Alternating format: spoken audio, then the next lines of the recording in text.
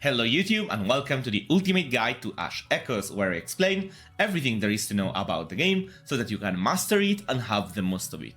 Let's start from characters. In this episode we explain the most important element of the game because it's a character collector game. You can see they have two symbols. One is the class and the other one is the element. So let's explain them. First of all, we have the class.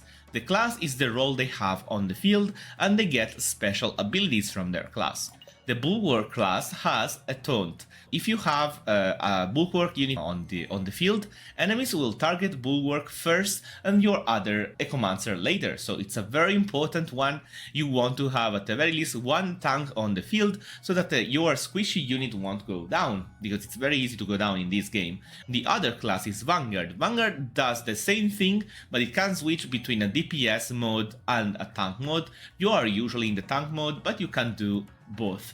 They're also very strong. Sometimes they deal more damage than Bulwark, with being a little less tanky, but yeah, incredible units. Keep in mind it's not like in Arcanites. Vanguard in Arcanites is a different role. In this game, Vanguards are there to stay. They're basically tank. They have the same role. They just usually deal a little tiny bit more damage with expense on durability. Okay, then we have Striker. Square classes are very tanky, very strong. Striker, they prioritize attacking elite units, so the bosses basically, and also deal damage to shields. You need at the very least one striker in the team, either in the main team or reserves, to break shields when they come up, and sometimes it's very crucial. Shield is hard to deal with just damage. Striker make them disappear, they melt the shield, they are very strong. They have this feeling of melee DPS, very tanky unit as well.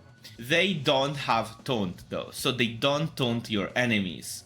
They just don't die very easily and they break shields. Different role. So you have a tank between one of the two, a shield breaker with Striker, and all of the three are square units, tanky units. Not tanks though, because Striker is not a tank, right? Okay, then we have Skirmisher. They are the flyer killer. They target aerial units and they're also DPS class, so they deal also a lot of damage. Scarlet from before is a DPS unit of the Skirmisher class. They love dealing damage to aerials. Ranger, on the other hand, are also DPS classes that have more skill uses. They are stronger in the late game. They have more sustain on damage. Skirmisher are more explosive, though those are more durable in damage potential in the late game. Supports. So these are the triangle classes, the DPS classes. They deal a lot of damage. They are very squishy most of the times. Then we have support, is a class that of course heal your unit or give you buffs. It's basically support in any RPG. They are squishy, they are there to save your units. And then we have Tactician. Tactician is different, they are there to control the field. Sometimes they are there to deal damage, so they are a mixed bag. Changing, for instance, can take down flyers too. Also, they have 50% ultimate charge at the beginning of the battle, so they are very fast in dealing damage with the ultimate. They are very strong in this game though. Both of those classes are called diamond classes because of the square in the other way, and they are used to control and support, but they are different. Like, you want one support, and sometimes Tactician can be even the DPS. It's a mixed role, but you want a support in the team to heal your units. This is very important. A buffer and the support in the team is incredible. Okay, we are done with the classes. The other symbol you see here is the element. The element is used for elemental reactions because there are reactions in this game. So let's describe them. Physical. Physical just deal damage, no reaction. Sometimes they benefit from buffs that come from reactions, but they don't trigger reactions themselves. Water. Water can create a water zone. Water zone is used for reactions, right?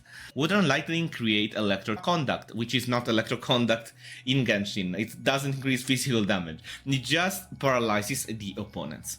Then you have water and fire, has Vaporization. It's not more damage either. This is defensive Vaporization.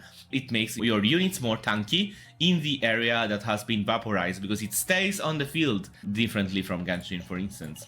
Then you have Water and Ice, it's frozen. Frozen just stuns your enemy units, they can move, and also sometimes give you buffs because of skill passives. It's a strong reaction in crowd control, but they use different units, right? That's it for Water. Then you have Lightning and Fire that gives Explosion. it's damage oriented. Then you have fire and ice, which is melt, and lastly you have wind. Wind, they don't care about anything else. They just deal more damage to aerials, plus they can clear toxic mist that hide enemies deal damage, so you want to clear it with wind units. They usually have push and a very strong DPS. They don't trigger reactions. They are not like swirl reaction enablers. They just want to DPS. And corrosion. Corrosion is another element that synergizes with itself. It's a very selfish element. And they stack a terminal that deals damages on the entire field. It's like Illusionist in Final Fantasy Tactics. You want to deal damage on the entire field, and it needs to charge up and explode. It relies on terminal stat. It's very strange, but also very fun, very original. Okay, so let's go back to the character. We have seen the elements, but we haven't seen the other things. This intel is very important, and we'll go through slowly. So what is engraving stats? This is called engraving stats as leader. This is the most confusing thing the game has. So let me explain it. Engraving stats are not the stats of the character. Characters don't have specific stats. They have team stats. You choose a leader in your team, and the leader will determine the entire team stats. They share the stats, okay? All the team share the same stats, and they depend on the leader you choose. That's very important.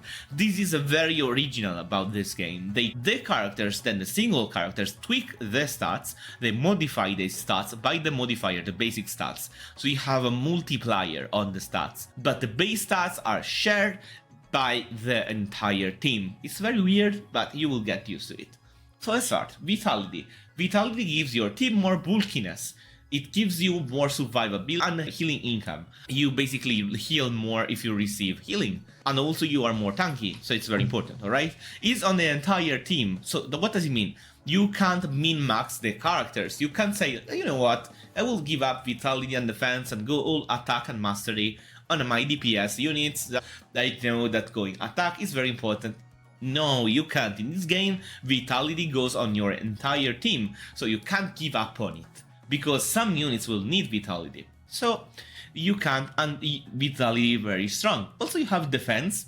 Defense is damage reduction, so it synergizes very well with the vitality, because if you have a high HP but you don't have damage reduction, it means they will vanish very soon. But if you have both in a balanced way, you have a very tanky unit and a very tanky team in this case. Defense is not too bad, and it synergizes with vitality. You want both on a similar amount possibly. In this case, as you can see, the starting stat of Scarlet benefit defense more, so when you do Nexus Run you want buffs on vitality. We'll see that later. Then you have attack. Attack determines the amount of damage you deal with skills. I will show you any skill. You can see that they deal, for instance, wind damage equal to 2700% of the final attack. So they always rely on attack, 200 final attack in total. What does final attack means though? Final attack is based on attack and then mastery. Mastery is a multiplicative stat that modifies your attack. So in the end you have attack multiplied by mastery. You want them to be balanced if you want to deal damage, because if they are balanced they will multiply in a very good way. Mastery to damage rate is another stat that the character has. Keep in mind this. Vitality and defense are multiplied, so you want them balanced. And attack and mastery are multiplied too, so you want them balanced too. So if you want to lean more on defense, you do vitality and defense. If you want to lean more on damage, you do attack and mastery. And this will affect your entire team. And lastly, we have terminal. Terminal gives more health to the terminal, more shields created by the terminal. It's usually dumb stat, but terminal also influences the damage of corruption. So if you have a corruption team, you need terminal. Corruption teams have very different team stats because they need terminal, while the other teams can be a little bit more forgiving. Then we are going to talk about basic stats. Basic stats are multipliers that are on the character, and they change the team stats based on what the character you have. So for instance, Scarlet is an attacker, so they have a multiplier on attack, 164% of the team stats. So you have, let's say, 214 base stat on the team, is multiplied by her attack bonus. She has attack and mastery bonus higher than vitality bonus because Scarlet is a DPS, while Laurel, being a tanky unit, has a vitality that is higher than attack and mastery, right? Now we are not seeing defense here, isn't it strange? So defense doesn't have multiplier, it is applied to the entire team in the same way, so it's damage reduction for the entire team and it's not changed by the character, they're just there to reduce the damage. Then you have fixed stats, they go up with the Ascensions, though they're basically fixed stats, it's in the name, right?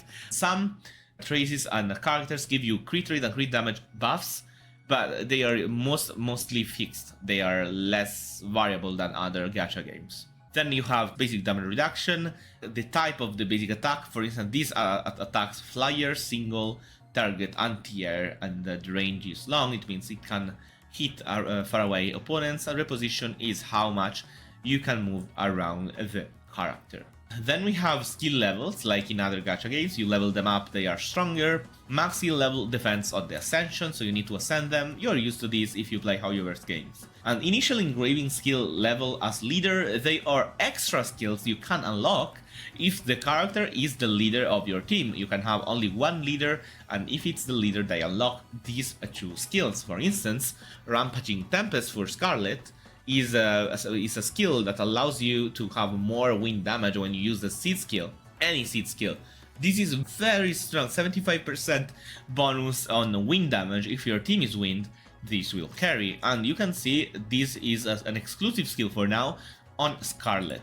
You can see how you can get the skill Razor Edge, you can get from a trace, so from equipment, from gear, from the leader and the different equipments. Then you have Ascension. Ascension is very simple. Each time you ascend a character, you have a change in basic stats. Sometimes you have a change in initial stats as leader, and you have initial engraving skill level as leader going up to 3. These are already 3. I can show you others that are lower level. If you see level 2, they don't have initial engraving very high, and they have max skill level very low. So you want to ascend all the characters, plus the basic stats are lower, the initial engraving is lower. Ascension works as in other gacha games, exactly in the same way. In this game you also have potential exploration. This gives the buffs to the character only if they are the leader, so this doesn't apply. If the character is not the leader, you can have L0 and forget about it. But if the character is a leader, you want all the buffs. They are very strong. You need to unlock milestones with the character so that you have more points to unlock them.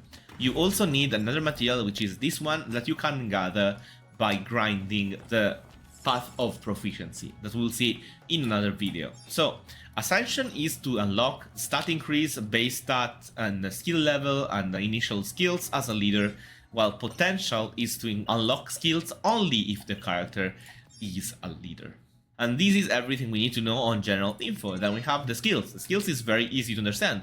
It's like in other gacha games. You have the effects of the skill, the material you need to upgrade it, and the CD, the number of uses. This game has a number of uses on skills. You can't spam them forever. They deplete and then you can't use them anymore. So uses are important sometimes. And you have a skill level, which is basically defines how effective is the skill. You can level them up. And yeah, take care of the uses. Sometimes they change when you get another dupe of the character or when you do stuff. Sometimes the uses change too. Seed skill is basically the ultimate ability, and in this game you get better seed skills if you have dupes of the character. So the way you level up the seed skill is by having more dupes. Fitness training is a way to increase the stats a little bit more. You just grind it with time. So don't worry, you will max it out, it's not important. This is everything you need to know about a character. I won't go any further because the other elements we will see in the other videos. A very important thing that I want to mention in this video though, is that we talked about initial engraving stats as leader. These are stats that affect the entire team if the character is a leader, but they are not the final stats of the team. The final stats of the team depend on something else. So these are the starting values that you get from your character, and we will see how to modify them. I will make written guides too, but if you have a question on this video, don't hesitate, comment down below, happy to answer you and help you understand things that are not clear. This is Nero Atlas with characters and the general guide to Ash Echoes. I hope you enjoyed. Have a nice day.